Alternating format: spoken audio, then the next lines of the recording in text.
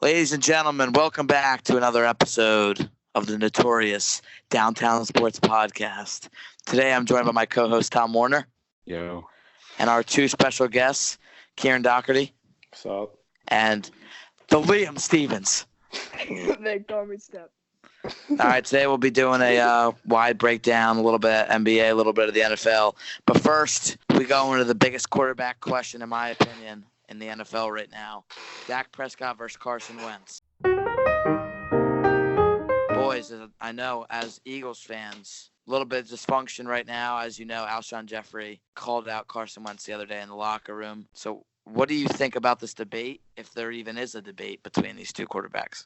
Off is that clearly the stats are in Dak's favor, but once you count in the factors of a top 3 running back in the league and Ezekiel Elliott and also a pretty good wide receiving core, and I don't know, just all the defense, it's always like the cornerbacks have never been a question. So I mean, every game Carson Wentz has to go into the game with the doubt of his mind: are my wide receivers going to catch the ball?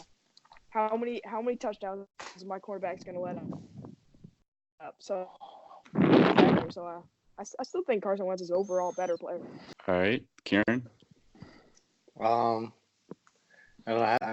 once, I have to agree with Step there. You know, like as you said, the stats are very much in Dak Prescott's favor. But you have to look at the team that the Cowboys have. Cowboys have Amari Cooper, who's one of the best receivers in the NFL. They have Ezekiel Elliott, who's arguably the best running back in the NFL. And this year they have one of the best defenses in the entire league, where the Eagles are pretty much a lost cause at this point, and Carson Wentz has nothing to work with. When you have receivers like Nelson Aguilar, who can't catch anything, and Alshon Jeffrey, who are talking in the locker room bad about their quarterback, it's really hard to compare the two, like, fairly. But I'd have to say that Carson Wentz, given what he has shown that he's a better quarterback than Dak Prescott. So I sort of agree with both of you. So if you're saying right now who's the best quarterback, currently right now, you have to say Dak Prescott. I'm sorry, I hate to say that. Kills me. But then if you look at ceiling somewhat higher, as we saw in his second year in the NFL before he tore his ACL, he was playing along the levels of Aaron Rodgers and Patrick Mahomes type of quarterback, just like insanely skilled and stuff like that. But currently right now, I know there's all the excuses you could say about Carson Wentz and you know, the Eagles being terrible. But right now, I think Dak Prescott's the better quarterback until Carson Wentz's team and everything around him improves. Yeah, so I see both sides of the argument, definitely fitting the eye test. I have Carson Wentz as an eye test a lot better skillfully than Dak Prescott. But as we know, I can't make an argument without analytics and simply looking deeper into the stats, not just on the outside from passing yards. My favorite quarterback stat is a stat called QBR, which was introduced into the league a couple of years ago, which is the most accurate way to judge a quarterback. And right now, sitting on top of the helm is Dak Prescott in that category. And look, I know their schedule has definitely been on the easier side, and he's got a plethora of weapons. But as far as stats go, I mean, Dak Prescott is winning in almost every category. And simply, Carson Wentz just isn't getting the job done. And advanced analytics and one of my favorite NFL websites right now, playerprofile.com. Carson Wentz ranks 32nd in the league in deep ball percentage at 13% on passes greater than 30 yards. In pressured completion percentage, he's ranked 25th. And in a clean pocket completion percentage, he is ranked 28th at 68% in a clean pocket. So that's, in my opinion, simply not getting the job done. In my opinion, right now, they have the best tight end situation that there has been in the league since Aaron Hernandez and Rob Gronkowski. Yeah, Aaron Hernandez. Excellent weapon in Alshon Jeffrey that's simply not being utilized enough. And I understand that this offense might change dramatically when Deshaun Jackson comes back. So I'm definitely not ruling it out, but I hear both sides of the argument, in my opinion. See, I think you're taking the stats too far. Yeah. You, I'm wait, looking at the wait. stats, man. If you're Yeah, looking you at go, the Tom. QBR, stats. wait, think of me. If you're looking at QBR, Ryan Fitzpatrick is the 10th best quarterback in the NFL. You're telling me right now that just because of QB, Oh, I agree with Dak Prescott being number one. Tom Brady is 8 right now. You're saying that Tom Brady is worse than Dak Prescott? You're saying that Patrick Mahomes is worse than Dak Prescott? Russell Wilson I'm now, saying who is the this MVP of the season. NFL, I'm saying is this worse season. than Dak Prescott? I'm saying this season, Dak Prescott, statistically speaking, is having a career year, and Stats don't matter. he's when it comes to playoffs. having a great year. Another argument I have is head-to-head matchups. Dak Prescott right now is beating Carson Wentz in head-to-head wins, head-to-head completion percentage, head-to-head total QBR, head-to-head total yards. And look, I know that he's been affected by injury, and I'm not making an excuse for that. Like I said, in the eye test, I'm taking Carson Wentz. And also, as far as leadership goes, this is now the second time Carson Wentz has been called out by an anonymous source. This week it was Alshon Jeffrey saying that he's just not cutting it, that he's trying to extend plays that shouldn't be extended, that he's not taking the check down that has been proven so successful by even some of the greatest quarterbacks. And I've also seen his leadership being questioned. So, I mean, like I said, eye test is huge. Carson Wentz skillfully is a much better quarterback than Dak Prescott. But I do know that Dak Prescott is leading the league of his age in game-winning drives, and I've definitely seen a lot of leadership come from him. And I'm gonna end my argument on this. If I'm taking it for one game, I'm taking Carson Wentz to win me one game. If I'm taking it for an entire 16-game season and in the playoffs, I'm taking Dak Prescott. Dante, let me ask you something. So let's take out the factor Carson Wentz and Dak Prescott. Let's just say you have two random quarterbacks, and so these are the wide receivers: Alshon Jeffrey, Nelson Aguilar, Mac Hollins, J.J. Arcega-Whiteside. So that's the one. The second quarterback: Amari Cooper, Michael Gallup, Randall Cobb, Tavon Austin. Which quarterback would you be taking with those wide receivers? Oh, out of those wide receivers, I am taking the quarterback with Amari Cooper. But I will have to say, the running game, although Zeke is a top-tier back, I'm talking about in the total state. I mean, Philly's got a great running back situation, in my opinion. They do, but it doesn't mean the thing. No. Here's the thing. So on paper they have a great running game, but if you watch the games, Doug Peterson is not using the run game effectively because Miles Sanders has done nothing. Miles Sanders has only been effective in the pass game this year. Like in the run game, he's done pretty much nothing. I also think it needs to be addressed that you have two excellent tight ends. One is underperforming this year. Zach Ertz is underperforming this year, and it's kind of tough. They're not throwing him the ball. If you go back, getting doubled every if you go back and watch the Falcons game and the Vikings game, there are about 5 plays where Zach Ertz has the ball thrown right at him, and it goes right between his hands. At least 5 plays in key situations. I would like to see that. You go watch the tape. Oh, have you studied the tape, Mr. Kieren? I've watched the games, and I've seen all the replays. All right, so that settles that debate. A little bit of mixed feelings. We'll see how the rest of the season plays out. Definitely will be coming back to this argument eventually. All right, into the next section. My Celtics took on the Sixers in Wells Fargo. Took a complete loss. Definitely got a lot of words to say about that. We'll take the biggest Sixers fan here. Liam, you can start us off with this one. How you feel about that win? I feel great. I mean, the atmosphere in the stadium was electric, as Tom probably knows, and Dante as well. But and I just feel like this team has potential to go very, very far. And the reason why I say that is because all the factors that aren't going in the Sixers' favors. Of course, Ben's shot, and maybe the underlying stuff, like Joel Embiid. Like if you watch the game, you saw that Joel Embiid has not been on his game since last year. He just hasn't been as effective at all. I mean, he's always going to be. It's game one. He was double teamed the whole time in those game ones. Yes, but I know, but he was missing shots. Anyways, and I just felt like a lot of the spacing was terrible. I feel like as the season progresses, we'll just continue to get better and better, and hopefully Ben will have a run at MVP. All right. So I was happy with the win, and I was very happy it was against the Celtics. But the offense scares me. Obviously, the defense is exactly what everyone expected. It'll probably end up being a top 2 defense in the league. Holding. What's 9 plus 10? Sorry.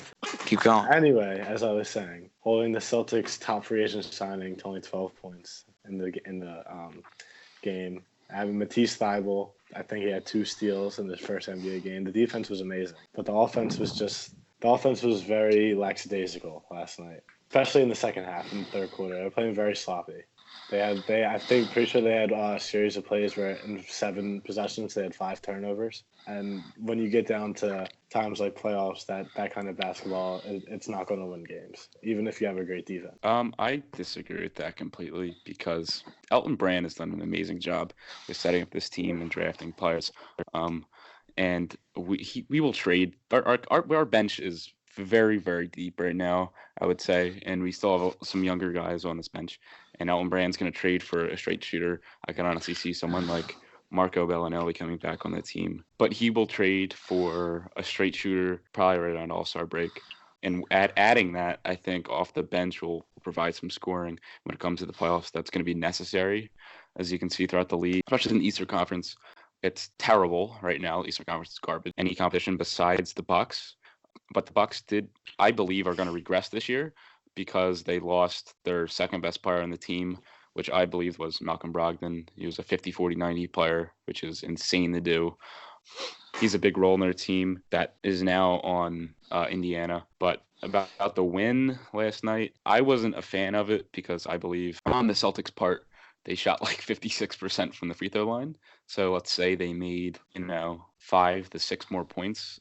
It's a lot closer game down the stretch. We still definitely want to beat them, but our 3-point shooting needs improvement. I know it's the first game, and like Liam said, the spacing was pretty bad. Joel played the game, but I really like the defensive intensity on the court, as you can see. I hope that will last all season long. Yeah, confusing first game, I thought. Not saying that I didn't expect it, although it was against my prediction. Like I said, coming into the season, acquiring Al Horford probably was one of the most successful and strategical moves that I've seen in a long time in the NBA. And I think buying into the media and buying into the rumors is true here. I don't see another center on the planet besides a rookie that's coming up that I'm going to talk about that has any chance of truly guarding Joel Embiid. I think James. You better be talking about James Wiseman. Yeah, I am. I thought you were talking about Time Lord. We'll get to him. I think I love what the Sixers. Everything going on in your mouth. Move the mic away. I love what the Sixers adjusted to last night, especially they got a couple backdoor passes late after they realized that we were just double teaming. I thought double teaming Embiid. I thought we did a good job containing him in the first half. I mean, obviously he didn't have his best game, but he was getting double teamed. My takeaways from the Sixers last night, offensive identity is going to be huge. It's kind of weird. I think for the Celtics at first too was adjusting to a big man like Horford who likes to stretch it, and I think last year at times was a little bit too reluctant, and he definitely shoots a lot from the outside. So I don't know how that's. I mean, I had pictured it in my head. It would complement their offense really well. But one of the main things I wanted to point out, prediction that I was completely off on, was how much I underrated Josh Richardson's scoring ability. He definitely didn't fill up the stat line last night, but he played a big role in that offense, and those are positives. I mean, like Liam said, I mean, spacing was huge. I mean, their spacing was pretty atrocious last night. But again, with a team with 2 new free agents that are both starting and a point guard who's going to have a much bigger role in this offense if they want to do a lot, it's going to take some. There's going to be some growing pains. I don't expect them to come out here and within their first 15 games go 12-3. I honestly don't. There's going to be growing pains. But I think down the stretch and in the end, they're the favorites to win the Eastern Conference.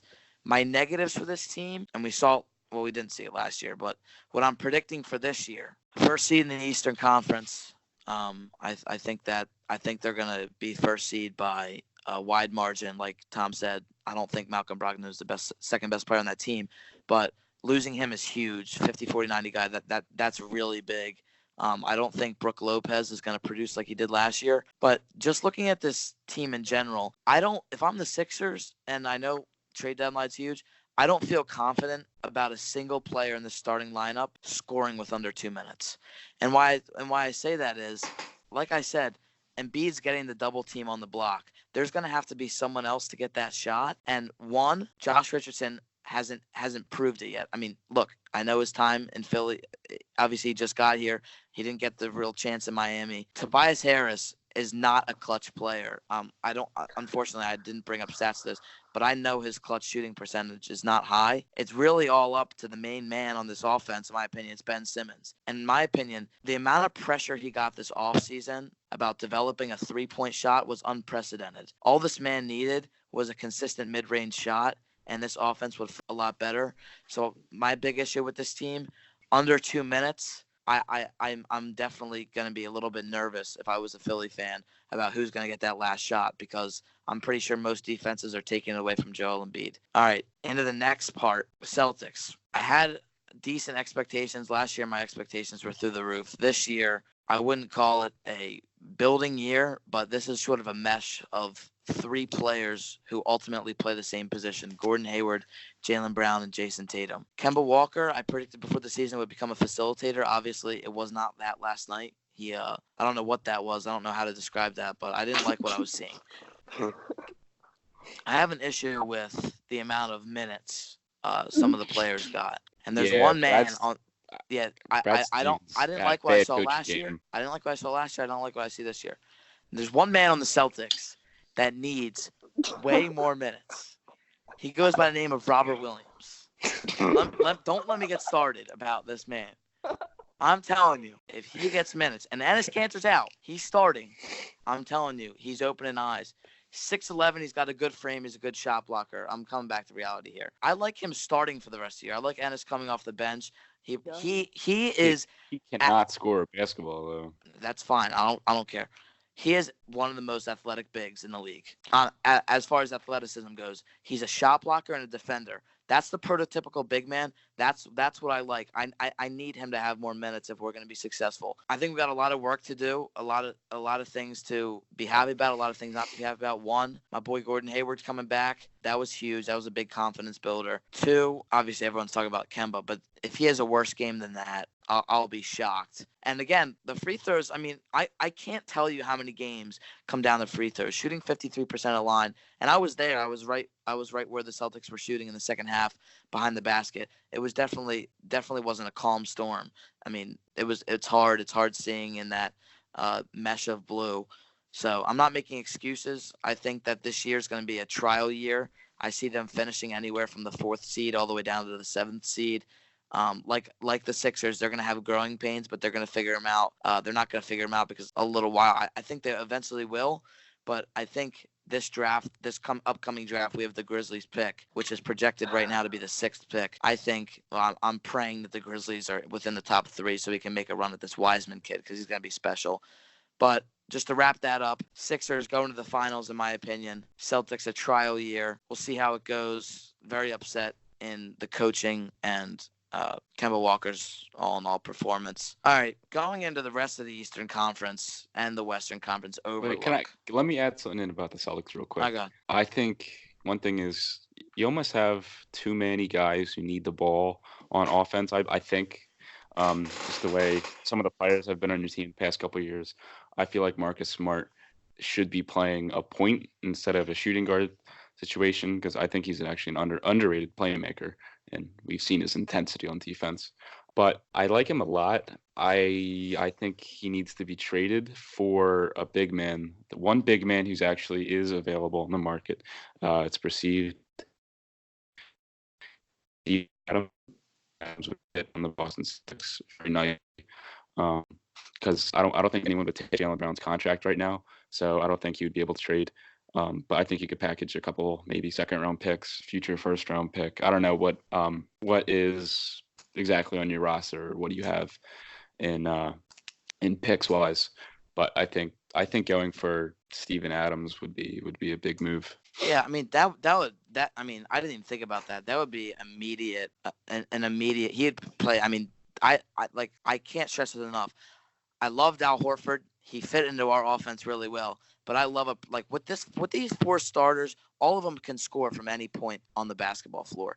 All we need is a prototypical big man that's simply just going to rebound. And then I think you guys got out rebounded last night. It was bad. It was bad. All right, so wrapping that up, Sixers 1 seed, Bucks 2 seed, Pacers 3, Celtics 4. Those are my top 4. The bottom 6, I'll think about. Wait, who was you for? The Celtics at 4. Okay. Where are the Nets going? 6. Oh, You saying the Raptors are going to be 5? Yeah. What about the Siakam Heat? stepping up this year. Oh, he had a great game. He's just insanely athletic. He's honestly just an incredible player. I'm glad they got him on a good contract extension. He's gonna have a great future.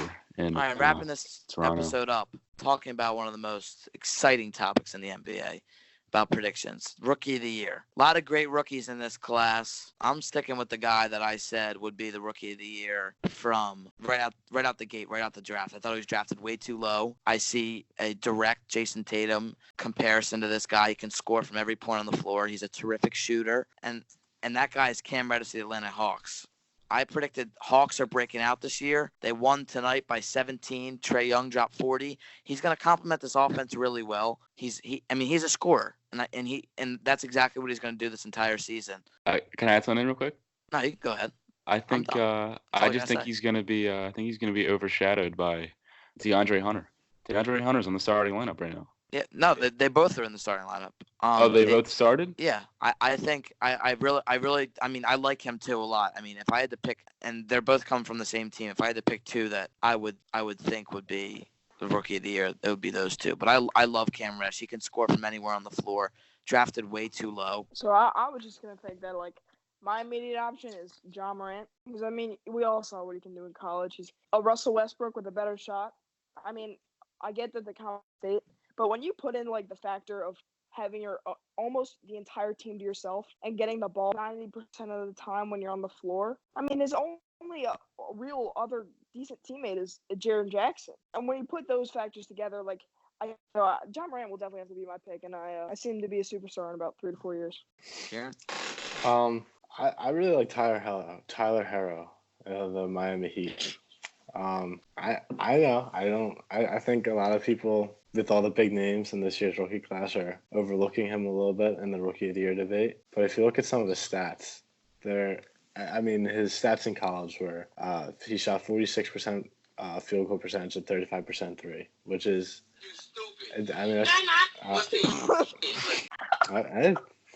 don't sleep on Tyler Herro. That's all I'm saying. Watch him go off this year. No. I was he's not a sleeper. He's a picker.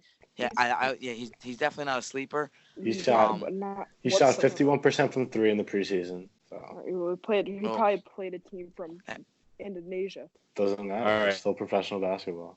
All right, Tom, go ahead. Let me hear it. I got Kobe White on the Bulls. I think it's not a bad pick. after 2 weeks into the season, I believe he'll have the starting role over Thomas Satoransky. Thomas Satoransky starting for him right now.